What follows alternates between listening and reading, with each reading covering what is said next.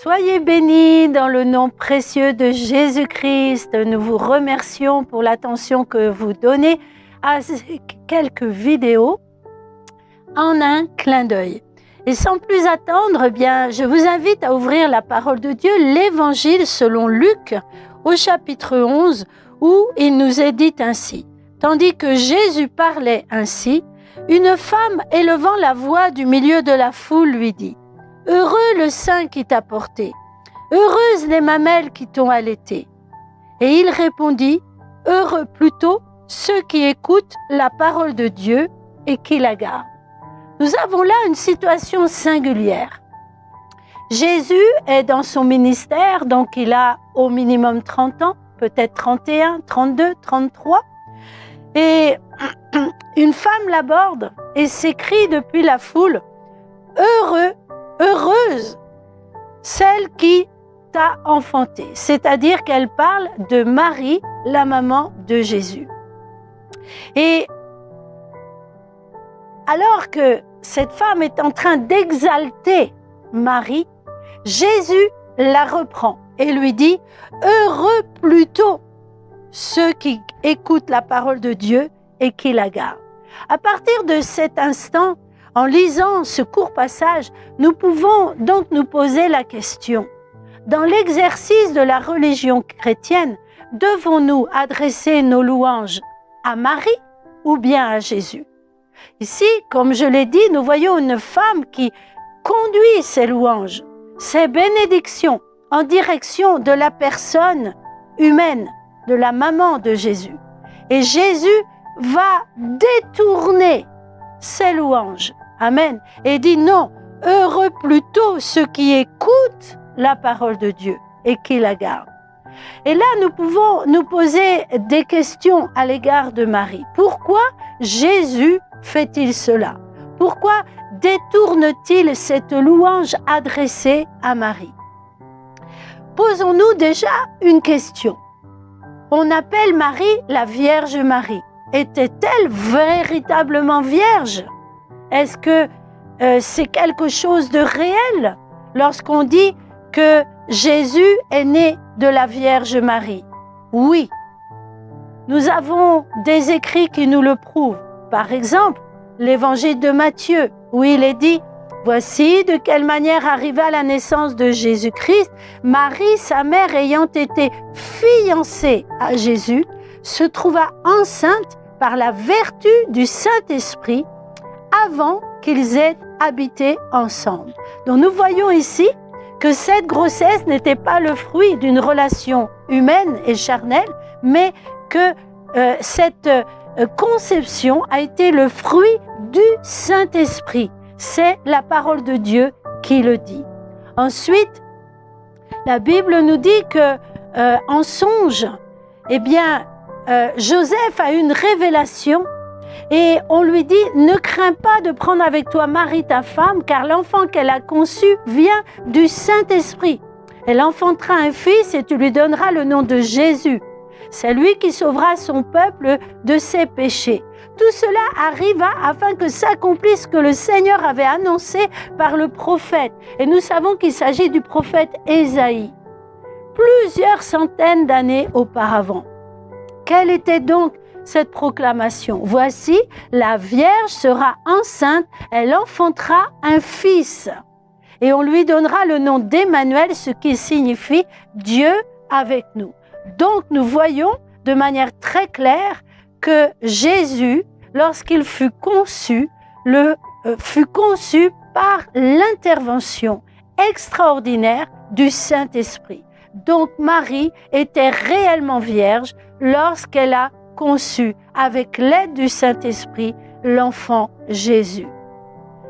Alors nous pouvons maintenant nous poser une autre question. Marie est-elle donc la mère de Dieu? Puisque on nous dit que Jésus était Dieu lui-même. Marie, donc, est-elle donc la mère de Dieu?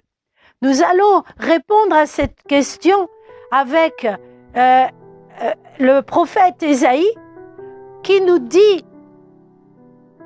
qui nous montre que Dieu n'a pas de mère. Dieu n'a pas de mère. En effet, en Ésaïe 45, au verset 5, Dieu dit, « Je suis l'Éternel, et il n'y en a point d'autre. Or moi, il n'y a point de Dieu. » Lorsque on dit que quelqu'un a une mère, ça veut dire que cette personne un jour est née. Or, Dieu dit, « Je suis l'Éternel. » Dieu n'est jamais né. Il est. Il n'a jamais eu un jour de naissance. Il n'aura jamais un jour où il mourra. Et puisqu'il n'est jamais né, Dieu n'a pas de mère. Amen. Dieu est éternel. Donc Marie n'est pas la mère de Dieu. Elle est simplement la mère de Jésus, Jésus-Christ, homme. Dieu s'est fait homme. Dieu a pris la forme d'un homme. C'est ce que l'on appelle le mystère de l'incarnation. Amen. Gloire au Seigneur. Béni soit le nom précieux du Seigneur.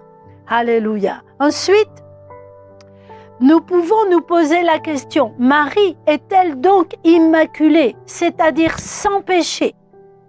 Est-ce que Marie était un être extraordinaire, tellement extraordinaire qu'elle a vécu sur cette terre sans péché? Vous savez qu'une certaine doctrine dit même qu'elle a été conçue sans péché. Nulle part dans la parole de Dieu, il n'est dit que Marie a été conçue sans péché. Et je voudrais vous conduire de manière plus précise dans l'évangile de Luc au chapitre 1. Lorsque Marie reçoit la visite de l'ange, elle va éclater en action de grâce, remplie de joie. Alléluia. Lorsqu'elle rencontre Élisabeth, sa parente. Et voici ce qu'elle va dire. Mon âme exalte le Seigneur et mon esprit se réjouit en Dieu, mon Sauveur. Donc Marie est en train de dire par sa propre bouche qu'elle avait besoin d'un Sauveur. Elle n'était donc pas sans péché, comme quelques-uns l'affirment. Ensuite, elle dira ainsi, parce qu'il a jeté les yeux sur la bassesse de sa servante. Donc, elle proclame elle-même qu'elle était une personne de condition humble devant Dieu. La bassesse de sa servante. Elle ne s'érige pas au rang de déesse. Elle ne dit pas qu'elle est extraordinaire, qu'elle est sans péché, qu'elle est la femme la plus extraordinaire du monde. Non, elle dit, je suis une humble servante. Je suis misérable devant Dieu et j'ai besoin d'un sauveur. Ensuite, elle dit, alléluia, car voici désormais toutes les générations me diront bienheureuse. Amen. Alors, si elle-même proclame que par la suite, elle sera proclamée bienheureuse, pourquoi Jésus, dit-il au chapitre 11, heureux plutôt ceux qui écoutent la parole de Dieu et qui la mettent en pratique. Gloire à Dieu. Au chapitre 8 du livre de Luc, amen, de l'évangile de Luc, chapitre 8, au verset 19, il nous est dit, la mère et les frères de Jésus vinrent le trouver, mais ils ne purent l'aborder à cause de la foule. On lui dit, ta mère et tes frères sont dehors et ils désirent te voir. Mais il répondit, ma mère et mes frères, ce sont ceux qui écoutent la parole de Dieu et qui la mettent en pratique. Nous voyons au passage ici que Marie, lorsqu'elle a conçu l'enfant Jésus avec le secours du Saint-Esprit, ensuite elle s'est mariée avec Joseph, elle a eu des enfants avec lui. Amen. Des garçons et des filles. Alléluia. Donc elle n'est pas restée vierge. Amen. Et nous voyons ici que à nouveau, Marie vient avec ses autres enfants et Jésus va le dire, ma mère et mes frères, ce sont ceux, amen, qui mettent en pratique la parole de Dieu. À nouveau, Jésus reprend le même discours. Gloire à Dieu.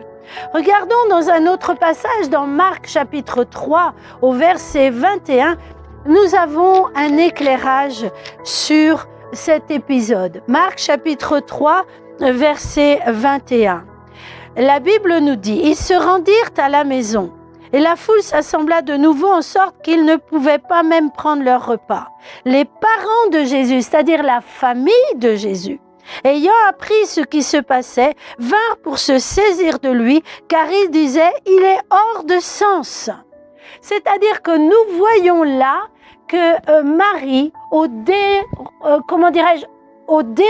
pendant le déroulement de sa vie, elle a d'abord eu cette visitation de l'ange, elle a reçu ensuite la visitation du Saint-Esprit, avec lequel elle a pu concevoir cet enfant surnaturel, car la Bible nous dit sera appelé Fils de Dieu. Amen, Fils de Dieu. Mais ensuite, elle a eu une vie absolument naturelle. Elle s'est unie avec son époux. Elle a eu d'autres enfants. Et lorsque Jésus est entré dans son ministère, lorsqu'il a commencé à prêcher, eh bien, il y a eu dans le foyer une situation difficile. Car Jean nous dit également, au chapitre 7 de son livre, que ses frères ne croyaient pas en lui. Donc là, vous voyez que Marie, avec ses autres enfants, se rend à Capernaum, dans la maison où Jésus est en train de prêcher, pour qu'il sorte de la maison, car il pense que Jésus est devenu fou. Donc Marie, amen, était une femme, alléluia, choisie parmi toutes les autres femmes pour porter au monde le Fils de Dieu. Mais Marie avait aussi ses qualités, ses défauts, ses erreurs, ses égarements. Et j'ose le dire, à la lumière de la parole de Dieu, aussi ses péchés. Amen. C'est pour cela qu'elle proclame qu'elle a besoin d'un sauveur. Mais je ne veux pas vous laisser avec un discours négatif sur Marie, la mère de Jésus. Je voudrais vous conduire à la croix du Calvaire. Là se trouve l'apôtre Jean, au pied de la croix de Jésus. Et sur cette croix se trouve le Fils de Dieu, crucifié pour toi et moi, le sauveur du monde, car c'est bien lui qui est le sauveur du monde. Jésus baisse les yeux sur cette terre. Il regarde Marie, il voit sa mère éplorée à ses pieds. Et là, il tourne son regard vers Jean et il dit à Marie, Marie, maman, Marie, Marie, c'est-à-dire dans son cœur, maman, maman que j'aime, regarde vers Jean, c'est lui qui va devenir ton fils. Il lui dit, femme, voici ton fils. Amen.